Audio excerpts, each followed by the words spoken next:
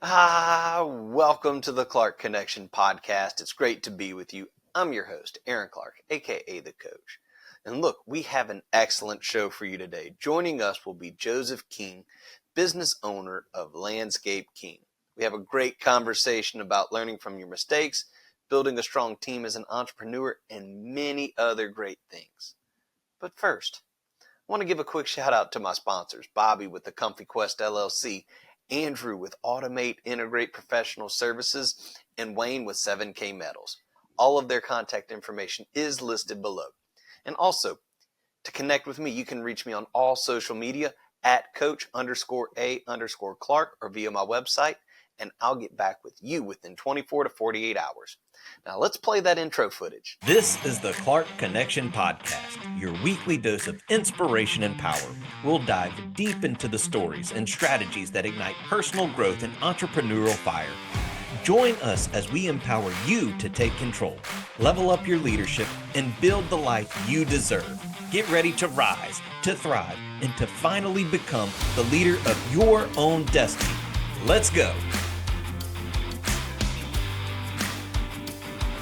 And welcome everyone. We have with us our guest, Joseph King of Landscape Kings. You need landscape? Contact the King. Joseph, welcome to the show, man. Aaron, thank you for having me, man. I appreciate it. It's pretty cool. Yeah, and so I was kind of curious, how does it all get started? I mean, I see you got this successful business going right now, but how did your story start? How did Joseph get into becoming the Landscape King? Man, truthfully, by accident. I my first job was at Chick-fil-A when I was a junior in high school. And then after that job, I wanted a job to be outside. And so my second job was at Clegg's Nursery. I got that job in probably 2010, 2011. And it was that summer, my senior year summer. And I just started working there. And part of working there was on Saturdays, people would come in. They would want to know about, hey, what can I plant in this spot? Hey, where's X, Y, and Z? And so to make the day enjoyable, I started learning plants, learning where they were, and just in doing that, it kind of turned into a passion for plants. And then from like 2010 to 2015, I worked at Clegg's kind of on and off, and then went to Southeastern after I graduated high school, fell it out of school, didn't know what I wanted to do, went to BRCC, failed out at BRCC, just kind of messed around, and eventually I worked with a few different landscapers and was like, man, one of the things I noticed when I worked at Clegg's is all the landscapers drive nice trucks. And now, maybe they couldn't really afford them, but every landscaper drove a nice truck. I was like, man, that'd be pretty cool. And so from that point, I kind of just fell in love with plants, and then from there, just fell in love with business. But a step at a time, and started doing everything myself. And then from there, started hiring people, made a lot of mistakes, but kind of got lucky throughout it, and here we are today. Yeah. And I love the first job, man. The Chick-fil-A, God's chicken, Oh, yeah. My pleasure, man. John Adams, actually, from Greenville Springs, helped me get that job. All right. I told him that I was looking for a job, and he said, come apply. And I'd actually applied for Clegg's before that, but they didn't hire me. So I ended up working at Chick-fil-A, and then my pleasure, man. Yeah. No, and I think it's great. And so, like, my son works at Chick-fil-A. I told him I thought one of the greatest things that I ever did was I had even though we've got our family business, Delta College, I was like, I think it's good for you to go and work somewhere else. And so I always look at the training programs of anywhere else, because I'm always looking to see what I can steal as somebody training up employees and what have you. And I absolutely love their training program. And so that was why I kind of sent him there. And so, I mean, I think it's a great foundation for just about anybody with Chick-fil-A, learning that basic customer service, because they're going to teach you about serving the customer. I think that's a cool, great start. Yeah. How long has he worked there? He is, I think, 4 months now. He started at the end of May, so something at the end of his junior year. He worked all summer. I don't know, 5 months. June, July, That's August, kind of September. Yeah. yeah, that's about the time when I started there, my junior year, and I worked there about a year. But yeah, I mean, being exposed to customer service, probably hindsight, looking back, it probably helped me out a lot. And then just being more comfortable to talk to people, and I've always kind of been outgoing too, so that kind of helped too. But man, part of that too is I failed out of school, and then I ended up going back to school and getting a degree in turf and landscape management. I even started a master's degree at LSU, and then we had our first son, and the business started growing. I kind of got out of that, and then just kept on making mistakes and learning things in the business and getting it going, man. Yeah. Well, and the cool thing is too, you said that I failed out of Southeastern, I failed out of BRCC. And so I just kind of got into the landscaping and I made a ton of mistakes. And so that's when I tell that everybody is success is on the far side of failure. You got to fail a whole lot to be successful. And the greats don't let the failure be final. They just let it be a learning experience. Exactly. Yeah, you only fail when you quit. Bingo. Now, so you were at Clegg's. When did you go back and do you said turf management? Yeah, when did you start back to do that? Well, actually, I started while I was still at Clegg's. And then I started at BRCC, and I did get an associate's, but it was really when I met my wife, because there was a lady that I used to do maintenance for, and my wife before I met her, she was dog sitting, so she was in vet school. She was dog sitting for this lady, and asked this lady, "Hey, who does your landscaping?" And so that turned into her getting my number, and I came and did some landscape cleanup at her house. And that was back when I didn't have any guys. It was just me kind of working out of I had an Isuzu Rodeo. So like this old Nice. kind of sketchy red SUV. Yeah. And I can't, yeah, it was not definitely not glamorous. And I had this old trailer, and I came to her house, and I started working on her flower beds, and I just never left. And so we from there she was probably the first person I met that had like bigger aspirations in life. Like when she was really young, she wanted to be a veterinarian, and then she just kept pushing. And there was a point where I never thought I could even go to LSU. There was I had a lot of like limiting beliefs, and meeting her just kind of pushed me to like see that there was more that was possible. Yeah, that makes sense. And that makes a lot of sense. Yeah, and it's funny. I love that story.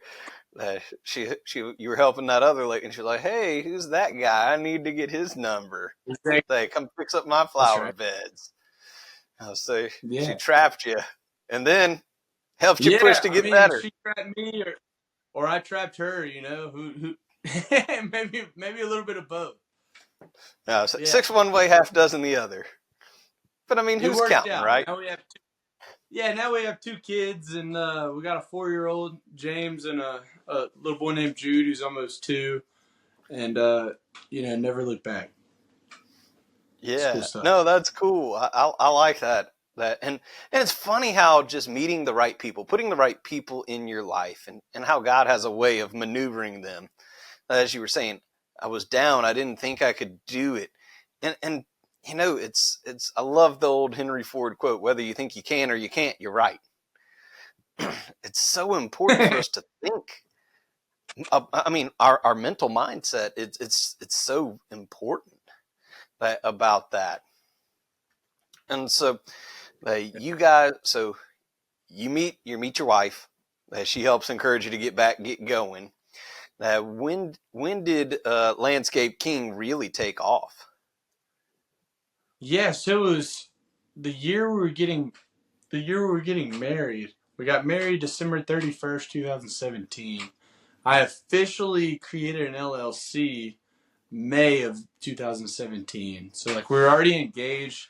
I was already doing landscaping, but I didn't have an LLC yet, and things were kind of just on the side. I was kind of like playing around in school, and then when I met her, that's when I like really started pushing. Like, maybe I could get a degree from BRCC. Maybe I can go to LSU, and that's when it really started.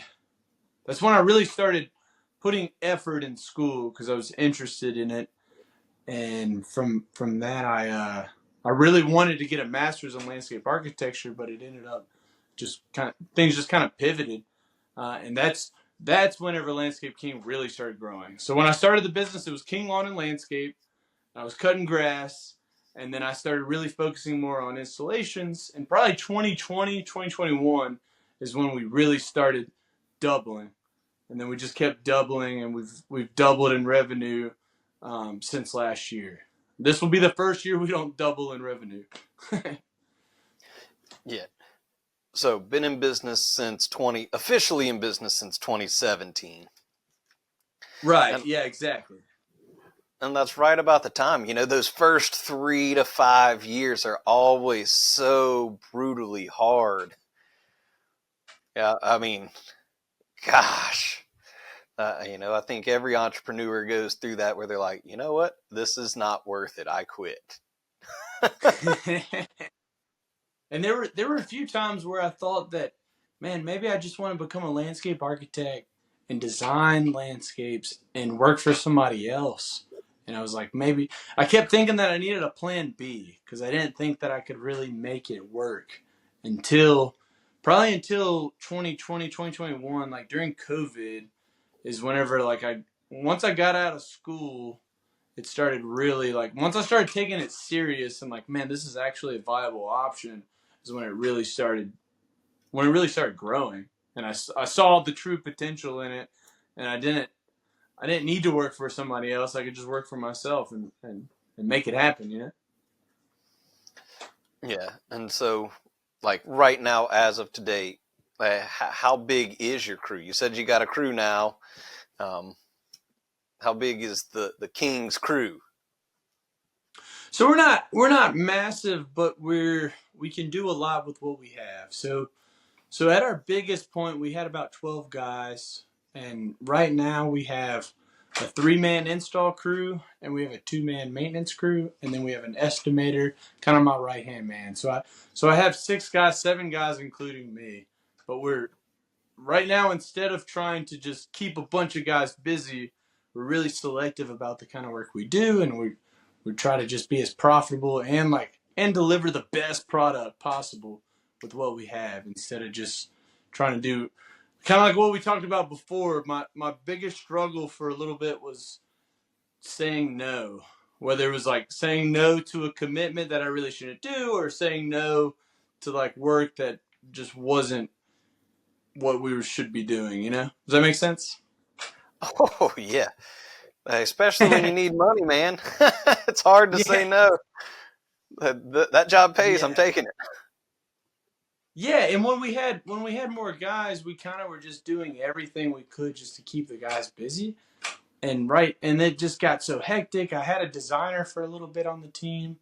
I let him go. I had some admin folks that have kind of come in and gone, and we're kind of right where we need to be to like really hone in on what our like who we are, what sets us apart, and kind of there's a lot of big things that are happening right now, and that I'm excited to kind of unveil some of those in the next few months. Yeah, nice. And so when you said we went, because I think this is a crucial thing for people to catch on to, I honed in on what I was good at, what I was best at. So what is it that is there a specific type? And because I'm shooting from the hip right now, I don't really know what I'm talking when it comes to landscaping. Is there like a specific like specialty that you do with your company? Yeah, so we're really becoming like a concierge landscape installation company. Like a company that really listens, that really spends time with you and really cares. And we just specialize in installations and maintenance, specifically flower beds. So like garden, like ornamental gardens.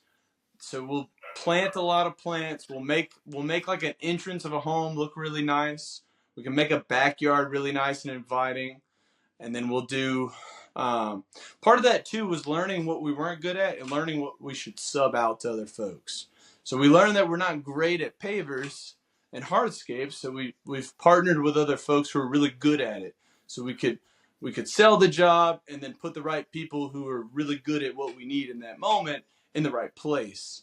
But our main thing is just really installations and kind of a higher end maintenance, more of like a full service maintenance.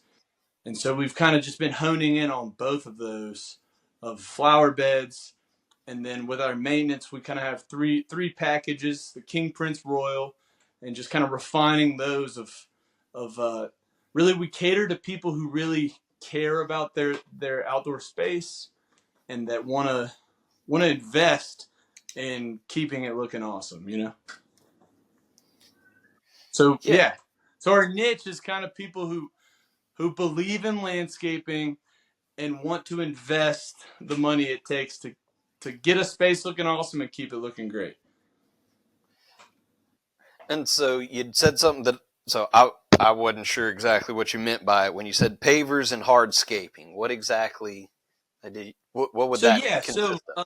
like segmented concrete pavers, like interlocking pavers, and hardscaping meaning like concrete, brick, natural stone. And we found a really good mason that we've partnered with on some projects recently. And so we can kind of sell the vision to the client of like what a space could look like and kind of transforming a space. And then we can bring in people who are really good at doing that, and really just connecting the client with the right people to do the work and really bring a vision to life. We've also started doing artificial turf as well. We've kind of honed in on like it feels like we're doing more services than we used to, but we've honed in on if it's a service that we can do well, we do it. If it's a service that we can't do well, we find the right partner to come in and do that service for us, but still we're able to sell that to the client, if that makes sense. Yeah, that's really cool, and I like that. You know what you're good at, you do it, and you don't do what you're not good at. You get somebody else to do that. That's the perfect thing of leadership right there. Understanding that, hey, you know what, I'm not good at putting down pavement, but my friend John is, so I'm gonna get John to do this. So And I then like that. capitalize on it. And capitalize on it to where the client only still has to deal with one person instead of five different people. And then Yeah. that way we're able to add more value to our clients too in doing that. Now you said adding in artificial turf. Uh, Yeah, how synthetic common is turf. that, and like where is that coming at? So it's becoming really popular, especially for folks who have an area that maybe there's a lot of shade, so you can't grow grass. Maybe it stays really wet, so we can't grow grass. Maybe it's an area of their yard where they can't grow anything else. They want to use the space, but they don't know how. And so instead of doing pavers or concrete, artificial turf, synthetic turf gives us a green look that allows the space to be usable. And so we had a client the other day where she had this space that was kind of in between her house and a fence, and she was just tired of like she couldn't grow grass. It was always staying wet, so we installed some French drains, discharged the water away from the space, and then put in synthetic turf, and she just loves it. And I even tried to talk her out of doing it. I tried to talk her into doing a cheaper or more cost-effective alternative, but she was just so set on the synthetic turf because the truth is it's very expensive to start with, but it's very low maintenance. And Aaron, every single person I've ever talked to, they say the same thing. I want this space to look amazing, but I want no maintenance. I don't want to have to do anything to it. And synthetic turf is absolutely that. It gives you a lush look without having to cut it, without having to to fertilize it without having to keep weeds out of it. It just gives you that really full, lush look without any kind of maintenance, or very low maintenance. You still have to clean it, but yeah, that's what everybody's after. You know, they want it to look great, and they don't want to have to do anything to it. Now, is this going like mostly in backyards, front yards, side yards? Where's the artificial Yeah, turf going? mostly in backyards is where we've done it. We've probably, since we've started doing it, we've probably had 7 projects, maybe 7 or 8 projects that we've done it at. But it's something we're trying to do more of because there's great value in it. It looks really cool. And then, like I said, it's an initial investment, but from that point on, you don't have to mow it. You don't have to fertilize it. You don't have to do any kind of weed control treatments. It just stays green and looks awesome. Yeah, I was about to say, and they probably get some more time with their significant other, because I know that's one of my favorite things to do. Oh, cut the grass. Yeah. Well, dude, we had a client who we did some porcelain 2 foot by 2 foot porcelain tiles, and we made this cool patio with like a 4-inch gap in between these 2 foot by 2 foot tiles. And a lot of people will use synthetic turf, or they'll use like a loose gravel or limestone. But this client wanted real grass in between the gaps so he could keep it weed eated. And his whole justification was it gives him something to do to get out of the house. So he wanted more work for himself so he could have his alone time, you know? Yeah. That's Sometimes good people stuff. just need to get away. But yeah, man, there's a lot of cool stuff in the landscape industry. Like, I just believe in outdoor spaces, and I believe that, you know, especially people who have grandkids, people who have kids, they want to be able to get outside their home and use the space that they have, and it's cool to bring that to life, you know. And the most basic way we do that is with front entrances, but we do it with backyards a lot, and especially doing more hardscapes or pavers or turf to be able to give a client usable space to do life. And I think it's cool, you know. That is cool. And so, with the installations, I know you'd kind of got in that to do the landscaping and whatnot. What would you say is your favorite thing to do as far as installations? Yeah, it's really cool to see a kind of a combination of all of it, like a paver patio, maybe a synthetic turf space, maybe we're laying a lot of grass as well, with some cool flower beds, with irrigation, with drainage, with landscape lighting, like putting it all together and then installing it. Maybe we're subbing some of that out, but like taking a space that's just ugly and boring and unusable and making it a space that like people want to have people over. Maybe they want to have parties, maybe they want to have their grandkids over, maybe their kids, whatever it is, creating that space and then maintaining it and keeping it looking awesome is very satisfying. It's fun. Nice. And so right now, I know we're in the fall season right now doing this. What are the main like plants or whatnot that you would be installing at this time of year? Yeah, so fall is actually the best time to plant most plants. We don't want to plant a lot of tropicals right now. We don't want to plant palms, but right now is a great time to plant most evergreens. So camellias, azaleas, most evergreens we can plant right now. And the advantage of planting them right now is getting the roots established over the winter to where the plant is ready to put out top plant growth in the springtime. There's cool season annuals. So annuals are plants that you can plant for a season. They live for a season, then they die, and then you replace them each season. Perennials are plants that live for a season, die for a season, and then come back. But there's a lot of cool season annuals that you can plant right now. There's some mums, chrysanthemums people see. There's Mhm. crotons, kind of that fall color. And there's a lot of other cool season annuals. But right now, the main thing is we do want to plant most things. It's a great time to plant trees, too. And then from there, I mean, outdoor spaces, maybe a paver patio, maybe a fire pit, kind of getting ready for the winter. And then landscape lighting. A lot of landscapers do Christmas lights this time of year, kind of getting those in. We don't do Christmas lights, but we refer it to other folks. But we do a lot of low voltage LED landscape lighting.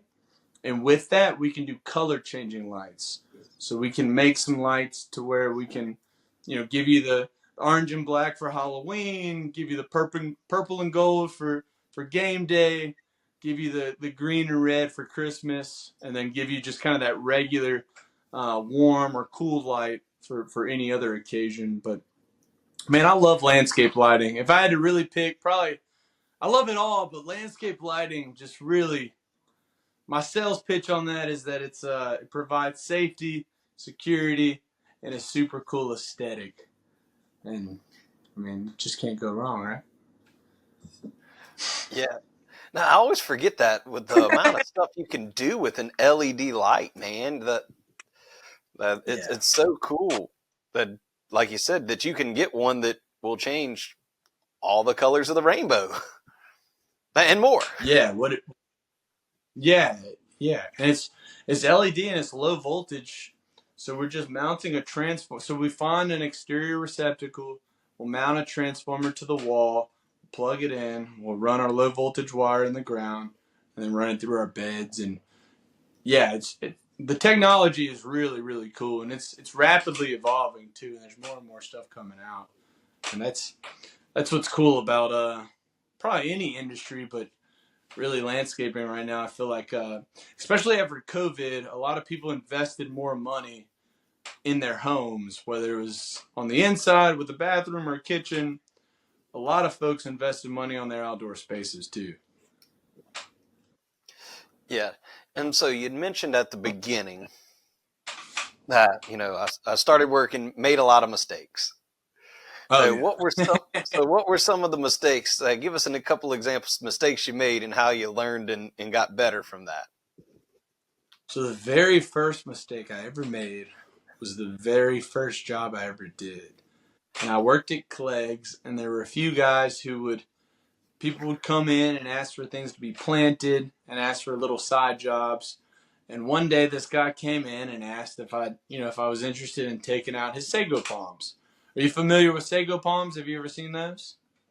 I probably have, but I'm not real sure. They're these like almost like prehistoric looking, just green. They're not actually palm trees, but they're called sago palms. And anybody listening, you know sago palms if you know sago palms, and you either love them or hate them. And a lot of people hate them. They're prickly. Sometimes people will put them like on both sides of the front door. They get too big and they kind of become a pain in the butt. So anyway, so this guy is like, hey, yeah, come. I've got these sago palms. Come take them out. Would love to have you come and do it. So I have a brother named Caleb who is about 3 years younger than me, and he was working at Clegg's with me at the time. And so I'm like, hey man, I'm gonna pay you $20 an hour, and I'll buy you dinner. Come help me do this, and let's dig out these palm trees. Let's go make some money. And this was the very first time I ever did anything. I didn't have any kind of license. I didn't have any kind of LLC or anything. It was just this guy wanted some stuff on the side, and so I went there, and he showed me the sago palms. We talked about what he could put in place of them. We dug them out, and we put them in my old Isuzu Rodeo. The Isuzu Rodeo, if you don't know, is this like kind of sketchy old looking SUV. Wasn't anything glamorous, and we put them in the back of it. We shut the tailgate. The client shakes my hand, says thank you, and goes inside. And the mistake I made was that I never communicated with him how much we were going to charge him. So his assumption was that we were just doing it because we were plant enthusiasts and we were just taking the plants, and he was just we were just happy to take the plants. And my whole idea was that we were going to charge money. And so whether he was taking advantage of a young kid or not, I did not communicate what the cost was going to be. So the lesson I learned is that communication is very important, especially when it comes to money. And so that was a pretty big mistake right off the back. And so I ended up buying my brother dinner, and we had some sago palms, and we planted them at my parents' house, and kind of all worked out. But kind of a ridiculous story. So that's mistake number one. And that's funny right there. So I mean, because I know both you and Caleb, so I'm envisioning this, y'all in your little lunchbox of a SUV, Yeah. big old, Busting and our like, butts, okay, man. It was and, not easy. They were big too, yeah. like, where's my money, man? Where's my money? Yeah, the guy goes inside and Caleb's like, You're not gonna ask him for any money? I'm like, let's get out of here. Yeah, I think we went to Mr. Gaddy's after that, you know? like, just give me my money. Hey, I'm a nice Come guy, on. but Caleb here, he's not so nice. Come on, he's gonna yeah, exactly. But we went to the Gaddies. It's all good. Yeah, I got some pizza. No money. I'm gonna break your legs. Yeah. So did you at least buy him some tokens so he could play the video games? Of course. We had to, you know. We were... No, that's a good one. And I mean, Communication. I wonder how many people have done that, you know? I'm Probably trying to not think. many. Most people have more common sense to. Dude, you would be surprised just some of the stuff I've read about entrepreneurs and getting their business started and first gigs. Um, I know that was one. I remember me and my dad, we had another business that we started, a marketing business. And I just remember one of the first ones where we had to ask a sponsor for money. And I was just like, the same thing, like, and the package is this much. It's right here. And slid the paper across the table. And they were like, okay, cool. Here you go. I was like, that's it. But yeah, oh, that's a tricky one, man. I mean, people don't think about that. I mean, plant enthusiast, but whenever you start doing your own gig, you also become the sales team and the billing department and the janitor and HR, everything else. That's right. So what would you say was the hardest thing for you to learn working on your doing all those different, having all the different hats? What was the hardest for you to learn? Probably the kind of going back to that, just managing the money and bookkeeping and just making sure we're making enough. Surprise there, making sure we're making enough money to actually stay in business, to be profitable, to pay me, and to pay the guys appropriately. And I mean, I didn't really think about that until just now. That that kind of foreshadowed that was going to be a consistent problem. Because there would be times where we would do stuff for clients, and especially in the beginning where it's like, we didn't really quote this to do that, but, we want to have a good reputation. You want us to do X, Y, Z? Sure, we'll do that. No problem. And so kind of like, maybe like learning that if I didn't have a backbone about what we charged, that it was like stealing from my family, that it wasn't like, we love plants, we love what we do, but like if we don't charge appropriately, then we don't have a business to serve people, and we can't.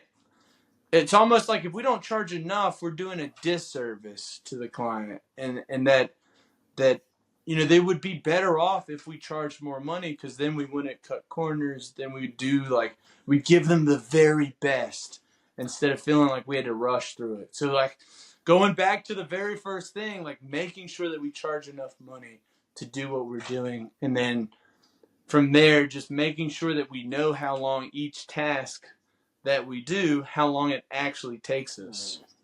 So we've started using a new software to where we can job cost, the guys can clock in, clock out at each house, each property we do, so where we can start really managing, okay, this type of work takes this long. Let's create a production rate for X amount of square foot that it takes to clean out this flower bed. This is how much we charge. So that's been the hardest thing of like, what is the fair amount to charge to make sure that we stay in business and do a great job and that people keep wanting to use us and that we can keep serving people, you know? Right. And I mean, that it's great to do something. I mean, do something that you love. And it's one I tell people. Absolutely love what I'm doing right now. But one of the perks is a paycheck. That making sure we get paid to go. I got mouths to feed and what have you. We all have extra responsibilities, so that is a good one to say that, hey, I'm cheating my family if I don't do this right. And it makes a huge difference. I'm stealing from them. Yeah, it was kind of I had to kind of change my mindset, you know, instead of feeling kind of like what you were talking about earlier, like that first time you passed the amount to that person and you kind of felt guilty, it's like almost that imposter syndrome. Like once you get past that, and like once your mindset switches of like, if I don't charge this, they actually won't be happy. It's not just about what it costs, it's about the value the client receives. And if we don't charge enough, they're not going to get the very best. And like, we want to be able to give the very best and not steal from my family or from my guys, like being a business owner, we're the last ones to get paid, and so the guys, Yeah. they're going to get a paycheck. But we're, if we don't charge appropriately, then we're not, then what's the point? So that's been a lesson like from the beginning that I've just been constantly learning, think that I get, and then like have to reanalyze and keep relearning. And I think I'm finally at a point with the software that I'm using to actually see it clearly. And yeah, it's cool. It's cool to learn. Yeah, and that does make a difference. Being able to quickly and easily, if you're on like an iPad or your phone or something, and go, Yeah. all right, here that you want us to do these 8 things, boop boop boop. That's $100. Yeah. Makes it real easy.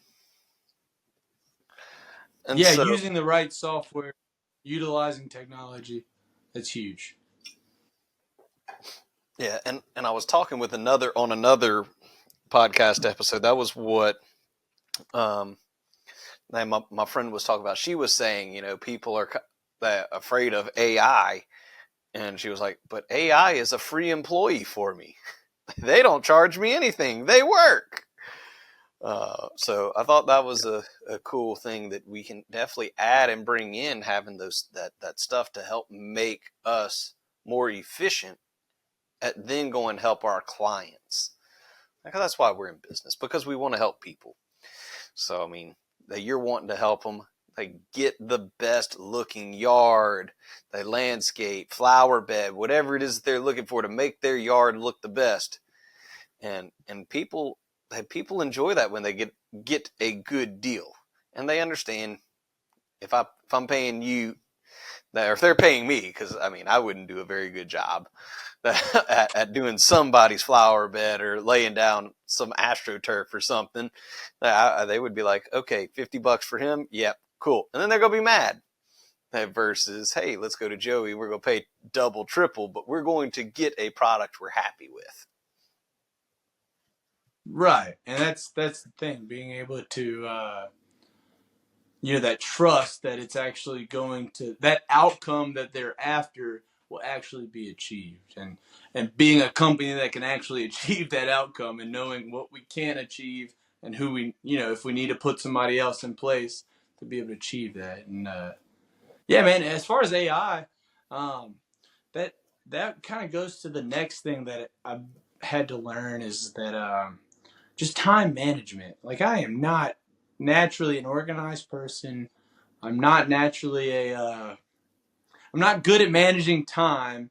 That's probably been the second hardest thing of like, if I need to do the things that I'm best at and delegate the things I'm not good at, and utilize, because I have strengths that other people don't have. And that was kind of a realization that I had too, that just because I'm not an organized great time manager doesn't mean I'm a POS. Like, I still have value, and like, there's things that I'm good at that other people are not good at. And for a while, I thought that everybody was good at talking to people. I thought that everybody could do the things that I was good at, but they can't, and that's what makes me valuable. And so Yeah. that was kind of a big yeah, go ahead. But yeah, and so like I always tell people, there's no such thing as time management, except in a football or basketball game, because we can't call timeout. Priority management. Right. Priorities, Priorities. because I've never been able to stop this clock. I would love to, but it's all about our priorities. And that's tough. That's tough as a leader to be able to go, all right, like you said, I'm really good at sales and talking to the clients and getting them Right. where they want to go. I'm not so good at this billing thing. Like, let me get somebody else to do the billing. Because That are it's something. utilizing software or AI, to like be able to, like, utilizing what's out there, and not being afraid of technology. Yeah. Or even realizing that, hey, I'm not very good at the hardscapes. Let me get somebody else to do that. Those are all Right. crucial parts of developing as a leader, and running your staff.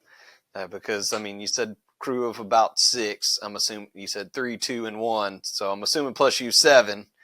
That's Right. that's a lot different than whenever it was just Joseph rocking and rolling in the Azuzu. And the old Zuzu rodeo. Yeah. and, and so, That's what right. would you say was the biggest or lesson that you had to learn with starting to bring in the crew? How did that change your business? Finding people who had the same values that I had. And at the time I didn't realize that that's how you classified it, but now, like, listening to different Mm-hmm. books, like Gino Wickman, EOS, the book Traction, the Entrepreneur Operating System. There's a lot of different books that say the same kind of thing. There's the other guy that has the book about he talks about getting the right people in the right seats, having the right characteristics that can springboard the business to the next level.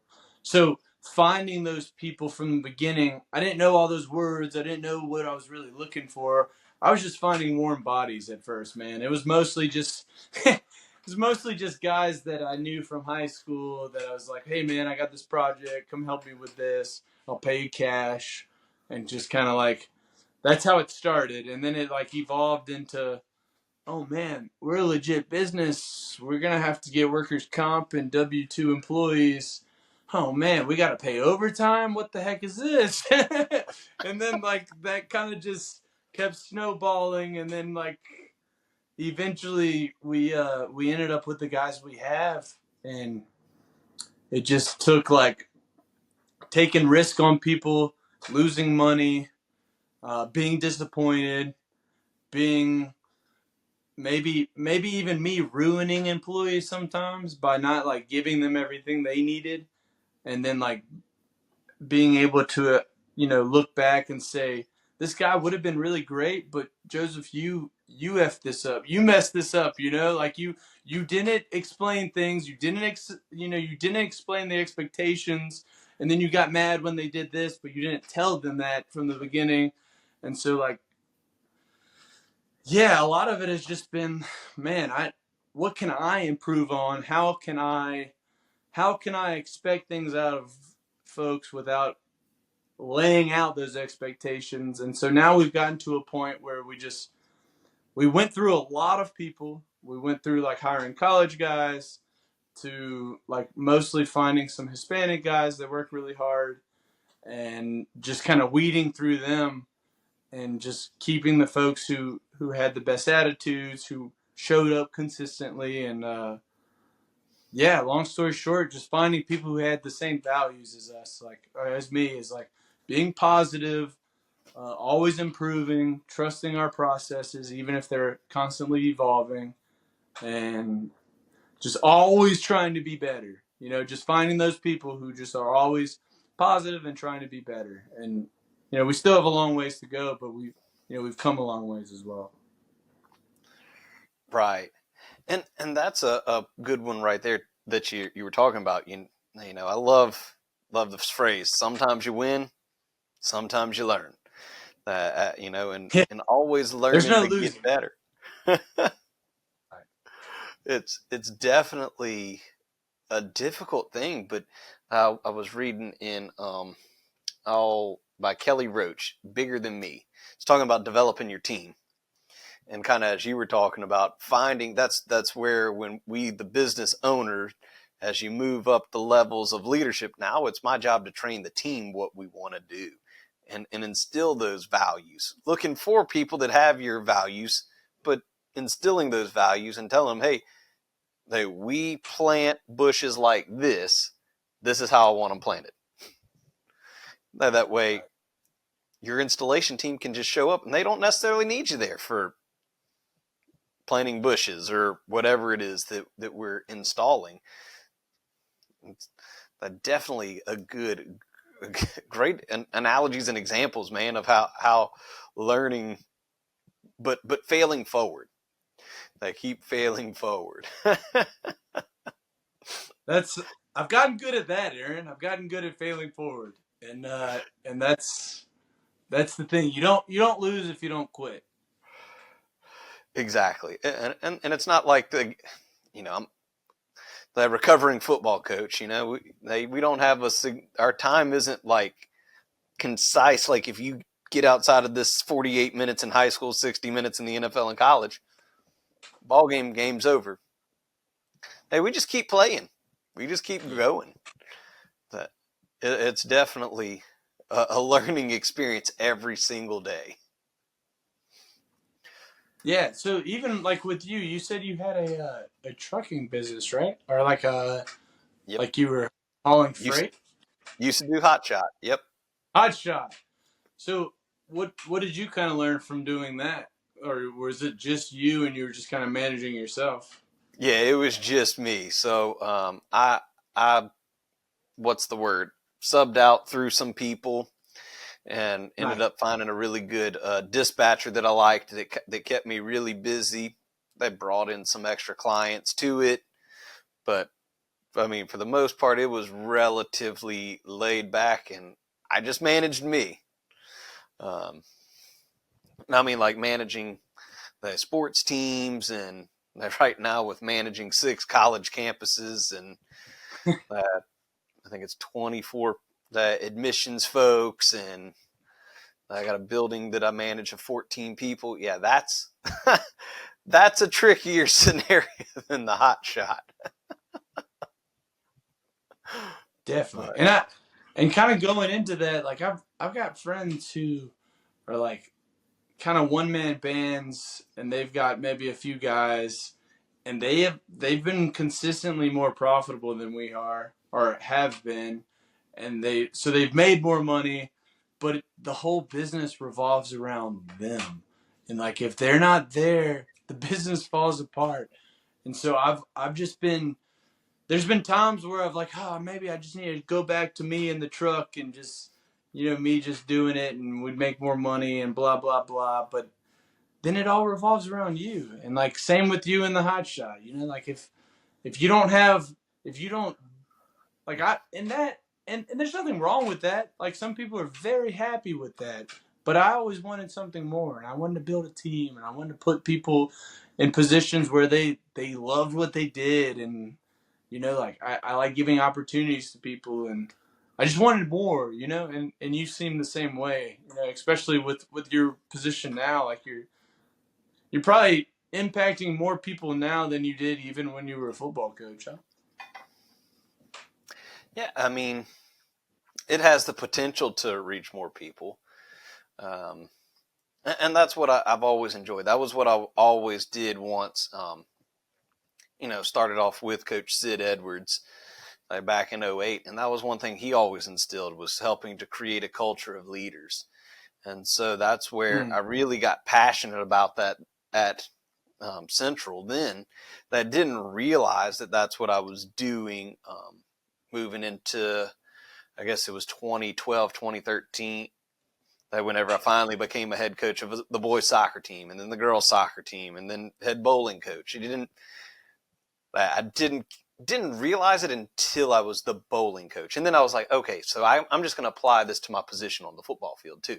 So it just became, hey, I want to create leaders. And so that's what I really want to do. Cause that's what I feel the shortage in America is there's no real leaders. Yeah, we got a lot of bosses, but seriously, who wants to work for a boss?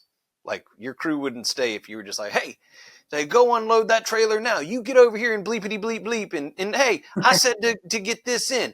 Now, someone go get me a soda. Oh, and a Gatorade. I mean, nobody wants to be around that. It's different, though. And I feel your heart through this. And I've been fortunate to know you quite a while. To know that you're trying to uplift your team. And that's the hard part of being where we are, that to create the leaders. That way I don't have to be hands-on at every single one of my locations. I mean, if it was all me that running, I couldn't do 6 admissions teams across the state of Louisiana. Not possible. No. But it's nice to know that, hey, I don't have to be there. That if we go on vacation, that to know that the business keeps going, versus with Hot Shot by myself. When I took a day or so off, there was no money coming in, and I didn't see myself growing that. Right. And maybe you could have found folks and created a system, but it's like what you said too. Like when we talked the other day. It's not just managing people. It's really managing systems, and like, how do we do what we do? And then when you see a person that's not fulfilling that, let's change that system and then continue to modify. This is how you do what you do, whether it's planting bushes or like receiving people for admission in one of the colleges. Okay, that didn't work. Okay, how do we fix that? It eventually becomes a point of like managing the system, the checklist, or however you dumb it down to, right? And you could have done that with Hot Shot, but this opportunity opened up, and it just seems better for you right now, huh? Right. Well, and you have to, and I think, and you said it, you have to be passionate about it. I mean, if you were not passionate about landscaping, there's no way Landscape Kings would work. No way. I mean, yeah, you could make it work for a little while, but you couldn't keep doing that where I'm up at 5 a.m., I'm going to bed at midnight. I'm up at 5 a.m., I'm going to bed at midnight.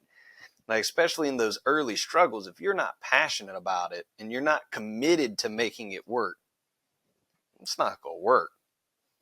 It's just not. So, kind of shifting gears. I know we're kind of winding down, getting close to the top of the hour. So one that I wanted to start asking people, you'd mentioned it, about reading books. And so what is the book that you just, or either might be currently reading or just finished reading? Yeah, right now I'm reading a book I'm listening to a book by Gary V. It's the Day Trading Attention. The title might be a little bit different than that, but it's really talking about social media. And are you familiar with Gary V? I am. I like him. He's got a lot of good stuff.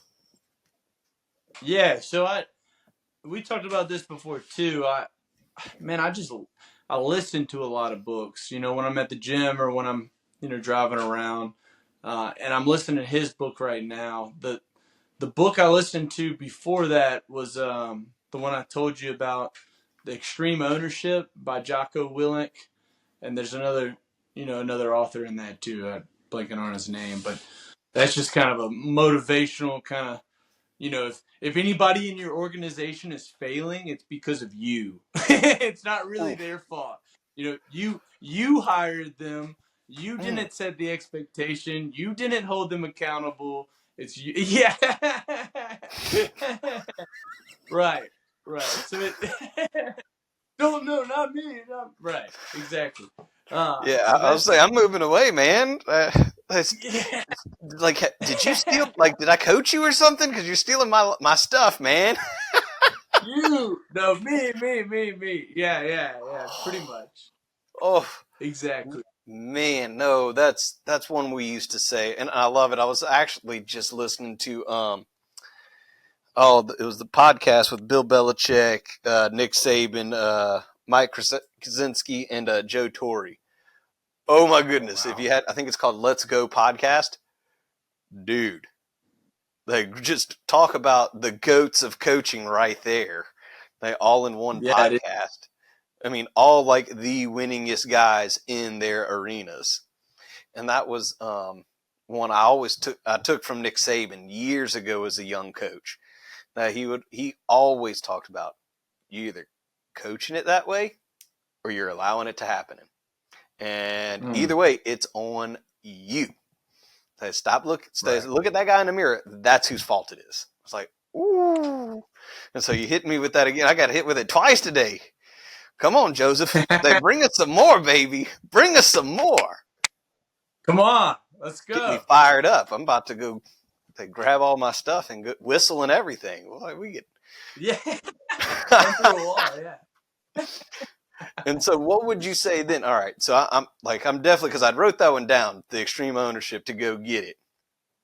Like now I got to listen to it. Um, so what would you say is the one book you would recommend to anybody? And let's say maybe leadership because I want to stick on that topic. Leadership book, sales, whatever that you got to read. What is their number one? What is your number one recommendation? Man, I can't just have one. Come on. Probably one book that kind of woke me up a little bit was The Traction by Gino Wickman. It's just called Traction, and it's the book that kind of introduced the entrepreneurial operating system, and it's kind of the holistic approach to all of these other books and concepts about business and leadership, and kind of puts it all in like one system. Uh, and I still haven't, like, I'm like slowly following that and implementing those things. But that book kind of really kind of put the pieces together for me. And then probably one of Grant Cardone's books, like the 10X Rule, or That's a good one. what's there's another one by Grant Cardone about if you're not, it's like if you're not selling, you're being sold or something. Yeah, What is sell it? or be sold. I was like, what's the one with him Sell on or the be sold. airplane? Yeah, the ridiculous. I love that. That's a good one too, man. Oh, Uncle G, he's good. Oh, Uncle. yeah, one I tell everybody they gotta read. So one I think is an absolute must. That is How to Win Friends and Influence People by Dale Carnegie. Yeah. That super good book. And it's so basic. Like the stuff when you read it, you're Yeah, like, dude. yeah, that makes sense. Um, but then another one that I tell everybody and I was saying I actually have it right here. They're working through some stuff on it. That Relentless by Tim Grover. I've never heard of that. Whew. That Kobe Bryant's personal coach, Michael Jordan's personal coach, Dwayne Wade. That Wow. oh, you want to talk about hit you in the mouth? It's super good, super good. Yeah, I've been just going through it, just with the rebuild right now of of business at work. So it's like, got to just keep being relentless, keep being relentless. And then like right now I'm reading, it's called the 12-week year. Real good. Talking about priority management, the 12-week year. I don't remember who it's by, but that one's good. That one's good. Oh, man, the kind of last thing I got is what's something I should have asked you that I didn't ask you? What's my 5-year goal? I don't know. Right, so what's your 5-year goal? 10x, man. No, I don't know. I've got some cool stuff I'm about to roll out. Of just kind of really honing in on who we are, what makes us different, and just implementing that, and probably opening up more locations, getting to a point where, you know, I start consulting folks and just having freedom to where I'm not controlled by my business. And, you know, instead of giving a dollar amount, probably my 5-year goal is to where, like, if I want to work a lot, I can work a lot. But if I want to stay home with the kids or do something, like, the business is running itself and I have freedom and financial freedom to be able to do whatever we want to do, you know. That's where I want to go. And you know, people are like happy with who we are as a company and satisfied with us, and, you know, everybody wants to refer us to folks. Yeah. I was about to say, and I like what you said, 10x, whatever you think it's going to take, multiply that by 10 and go get it. Go make it happen. All the work. Yeah, that's it. Make it happen. That's right. So, Joseph, if the folks listening to the show want to get in touch with you, they might be just looking for a quote or something. How do they reach Joseph King to get their landscaping done? Yeah, so our office number, 225-304-2499. The best way to reach us is, honestly, even if you're not interested in landscaping, start watching our content. That's kind of what I'm learning a lot from Gary Vee, of just posting our story, you know, who we are, kind of showing, like, we're posting all kind of stuff, sometimes funny stuff, sometimes like educational stuff. Just follow us on Instagram. It's Landscape King _LA, and it's Instagram and Facebook, Landscape King. Follow us there, and honestly, I tell people, if you just start following us there, you eventually want to either refer us to somebody or you're going to use us for something. So that's a great way to refer us to people, is just follow us on social or go to our website, landscapekingla.com. And yeah, hopefully we can help you, or maybe you can help us, whoever you are out there. Absolutely. And so, guys, I'm going to make sure all of that is below in the description. Make sure you find him on Instagram, Facebook. Go visit the website, landscapekingla.com. That's right. Drop that phone number one more time. 225-304-2499. So hit him up. You won't regret it, guys. Joseph, I appreciate you hopping on the show. It's been a blast. We're definitely going to have to do this again, man. Dude, absolutely, man. I appreciate you, Aaron. What a phenomenal episode. I really enjoyed learning from Joseph, and some key takeaways that I got were the importance of customer service and how success often comes after a series of failures. Communication, it's key for business. Priority management and delegation are key skills for leaders. The importance of continual learning for personal and professional growth. And the journey of entrepreneurship is about resilience and adaptation. And so if you're looking for leadership or personal growth training for you, maybe your team, look, reach out to me. I'd love to be able to help you on your journey and to inspire you.